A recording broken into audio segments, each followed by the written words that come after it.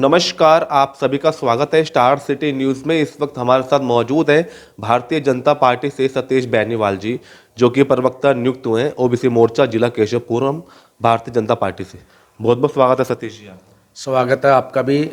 आपके चैनल का बहुत बहुत धन्यवाद, जो मुझे आके आप कवरेज कर रहे हैं।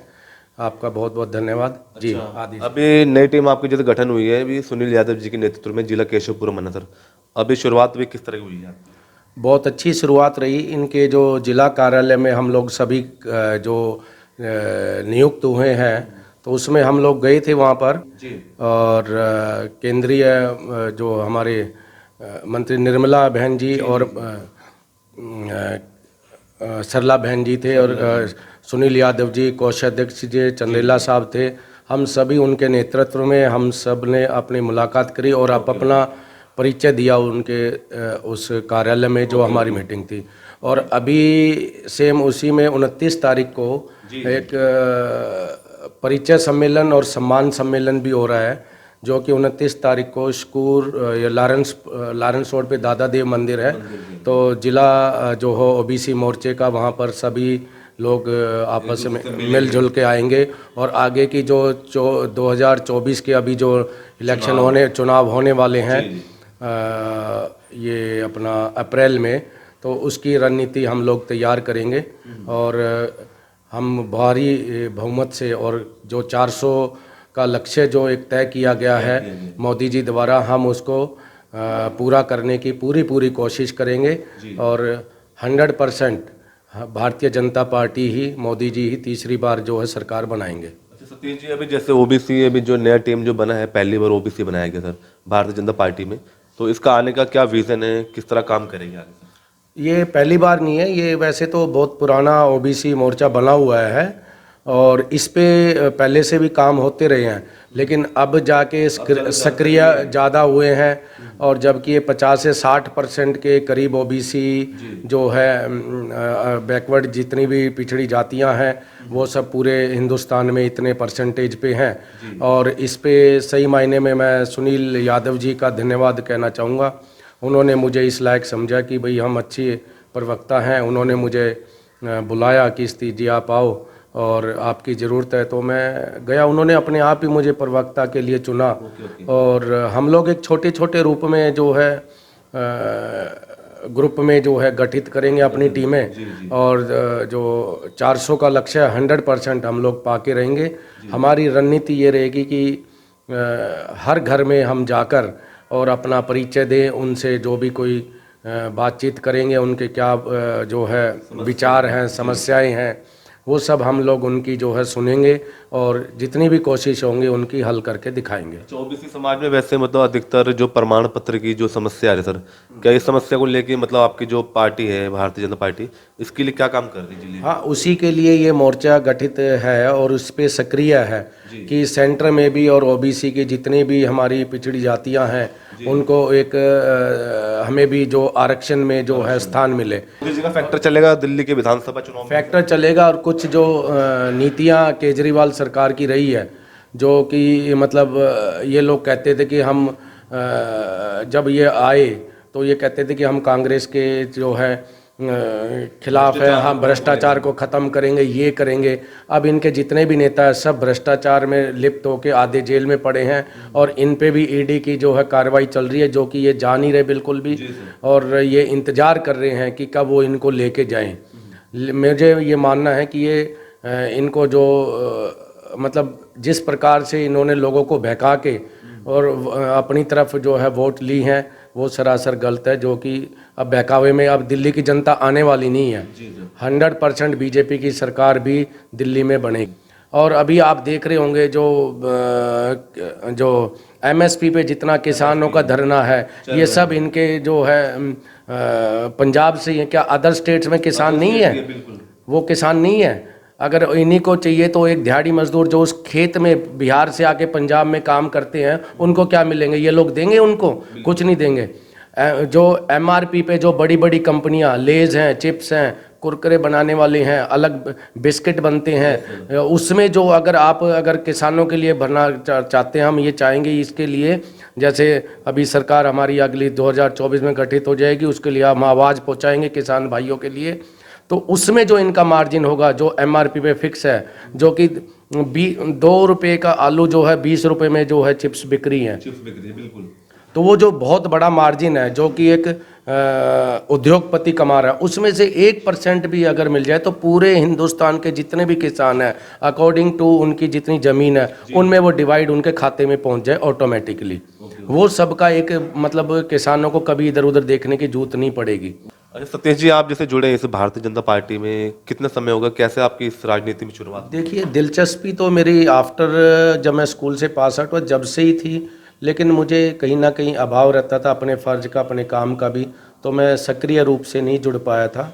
और साहब सिंह वर्मा के दौरान भी मैं मतलब बीजेपी से जुड़ा हुआ हूँ, लेकिन मैं ओपनली नहीं आया, हमेशा मैं बीजेपी के साथ जुड़ा रहा। फिर बीच में थोड़ा बहुत जैसे वाजपेयी साहब आए जी सर, तो बड़े अच्छा उन्होंने जो है अपना कार्यकाल निकाला और अच्छा काम भी किया, और एक बड़े ही मतलब